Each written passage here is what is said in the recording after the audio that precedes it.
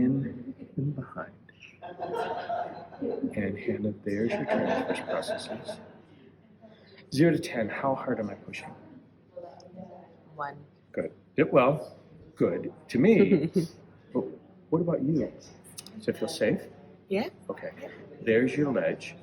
Hannah, you have a mild rotation where the right side is a little bit more anterior than the left. Okay. There's your carotid right there. Let me sneak behind that. There we go. Now, there's your ledge. Here I'm going to fall off. I do it repeatedly.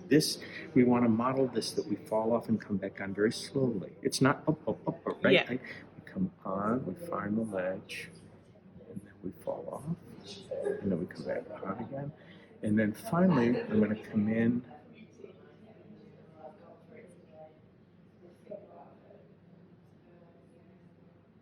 There it is right there. There's your thyroid cartilage right in there. And here's what I say here is my fingers initially, they kind of come in as a unit, right?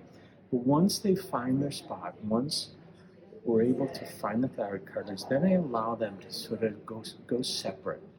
And in a way, it's almost like spider legs in there. And they're wandering around, and I'm exploring. Now, that over in here, that feels interesting to me, right? In through here. But Hannah, what do you feel? I definitely feel more of a pressure on the right hand side than I do on the left. You feel pressure. Yeah. So this we're gonna problem solve this, right? This is how, because a lot of times the patient will say that. Okay, you feel pressure. Yeah. Is that familiar to you? No. No? What else do you feel over here? Sort of like a growing sensation up the side of my face. Okay. So a growing sensation up the side of her face. That sounds questionable to me. Carotid, right?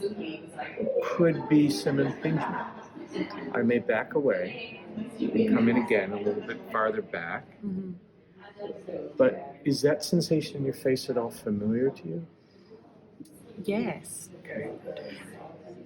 Normally, I would say, before you leave, ask if it's familiar, but anytime it sounds like it might be carotid and or vagal, I'll usually back off and then I'll ask the question. Okay. So they don't pass out while I'm, but, okay, now right, there's another spot right in there. Ooh, that's about I don't know my notes. What note is that? Ooh, right there. What do you feel? Oh. If I'm honest, I don't know. It's like again a traveling sensation, but this time it's going down to my shoulder. Yeah.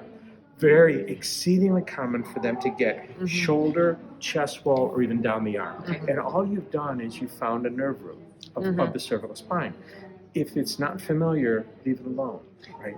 If it is familiar, you have to decide, is that even within your scope of practice? Most of them are going to say, nope, that's not me, right? But a lot of times what happens is you get that zinger down the arm or the chest wall. At the same time, you start to connect with the globus or the swallowing issue, right? And to me, that's reason enough to stay, as long as the patient feels okay with it, all right? So what we do with it, right, let's pretend this was all relevant stuff. People want to know, what do I do once I find it? By finding it, you've already started the process. So it's not a question of, now that I'm here, what do I do? Because you've already started it, right? Being there, going from peripheral to central, you've already started the therapeutic process. And I simply stay here. Sure, I might wander around in here, right?